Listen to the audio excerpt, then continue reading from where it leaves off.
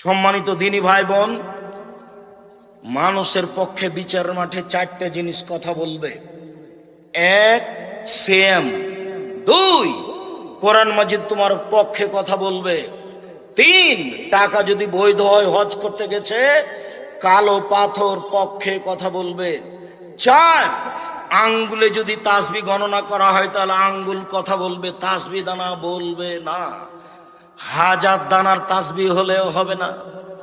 মৌলানা সাহেব, আপনার হাতে একটা মেশিন আছে, খালি top top top top top top করে চলছে।